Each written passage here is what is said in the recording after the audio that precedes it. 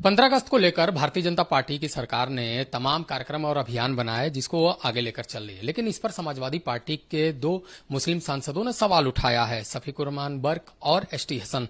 हमारे साथ उत्तर प्रदेश सरकार के मंत्री दानिश आजाद अंसारी जी, सफीकुर रहमान बर्क और एसटी हसन ने सवाल उठाया है कि प्रधानमंत्री मन की बात करते हैं, मुसलमानों की बात नहीं करते हैं और तिरंगा घर पे नहीं दिल में होना चाहिए।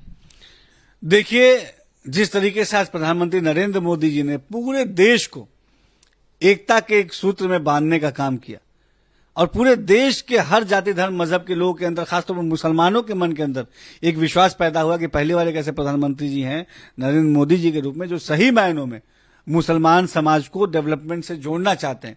उन्होंने मुस्लिम समाज को वोट बैंक की तरह नहीं देखा जिस तरीके से समाजवादी पार्टी देखती है, जिस तरीके से जो सांसद लोग जिन्होंने बयान दिया जिस तरीके से देखते हैं। हमने समाज को सबका साथ सबका विकास के नारे से एक सूत्र में बांधने का काम किया। आज तमाम सरकार की योजनाओं का सीधा लाभ बिना भेदभाव के, बिना भ्रष्टाचार के हमारे मुस्लिम भाइयों को मिल रहा है। इस बात से समाजवादी पार्टी के नेता परेशान है कि मुस्लिम समाज जिसको केवल वो वोट बैंक समझते थे, जिनका केवल वोट लेके और डेवलपमेंट से दूर रखते थे, जो समाजवादी पार्टी के लोग हैं, वो मुसलमान कहीं डेवलपमेंट की तरफ आगे बढ़ के और विकास से समाज के मुख्य धारा से ना जुड़ जाए तो उनके रैलियों में भीड़ का हिस्सा नहीं बनेगा, उनकी रैलियां खाली होने लगेंगी। इस चिंता में इस तरह के बयान दिए जा रहे हैं। ऐसे बयान का आज के समय में कहीं कोई मतलब नहीं है।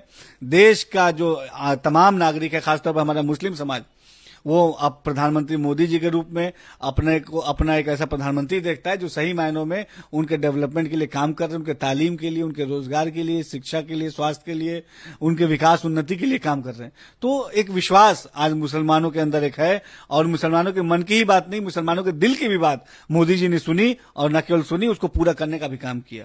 मौका 15 अगस्त का है, सबको एकता में जोड़ने का काम किया जा रहा है। ऐसे में ओवैसी का भी बयान आता है कि प्रधानमंत्री को मुसलमान जो आजादी में लड़ाई लड़ चुके हैं, संघर्ष कर चुके हैं, वो नहीं दिखाई देते हैं, गोड से दिखाई देते हैं उनको। बस प्रधानमंत्री जी को पूरे देश में बिना जाति धर्म मजहब के इस चश्मे से प्रधानमंत्री जी देश को नहीं देखते।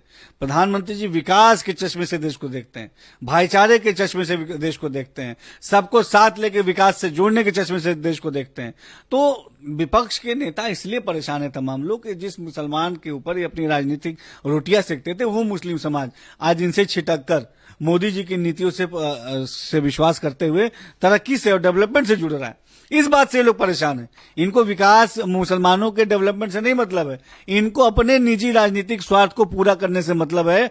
और लेकिन हमारे प्रधानमंत्री जी ने तमाम मुसलमानों के विकास को सुनिश्चित किया है और मुस्लिम समाज आज हमारे मोदी जी की नीतियों से लाभ लेके डेवलपमेंट की तरफ बढ़ रहा है। 15 अगस्त को तमाम मदरसों पे कार्यक्रम और अभियान रखा गया है, किस तरीके की तैयारी है? पूरे धूमधाम से उत्तर प्रदेश के मदरसों में हम स्वतंत्रता दिवस के कार्यक्रम को आयोजित करेंगे। हर साल ऐसा होता है, इस बार और धूमधाम से करेंगे। हर घर तिरंगा अभियान से हमारे मदरसे के बच्चे जुड़ेंगे और मदरसों में भी और अल्पसंख्यक बहुल क्षेत्रों में भी वो जाकर लोगों को तिरंगा भी डिस्ट्रीब्यूट करेंगे और प्रेरित करेंगे कि वो अपने घरों में तिरंगा लगाएं। लोग एकता का, एक भाईचारे का एक माहौल बने। 15 अगस्त को जिस तरीके से हम होली और ईद मनाते हैं, दीपावली मनाते हैं, उसी तरीके से हम स्वतंत्रता दिवस को भी राष्ट्रीय पर्व की तरह सारे धर्म मजहब के लोग एकजुट होकर मनाएं। यही संदेश समाज में हमारा है। विभाजन विभीषिका स्मृति दिवस मनाया जा रहा है, तमाम आज कार्यक्रम भी रखे गए हैं, क्या कुछ कहेंगे इसको लेकर? देखिए, हमारे देश जो है अतीत का जो दंश झेल के आज आगे बढ़ा है, सशक्त हुआ है, शक्तिशाली हुआ है और पूरे विश्व में एक लीडर बनने की तरफ आगे हमारा देश बढ़ रहा है।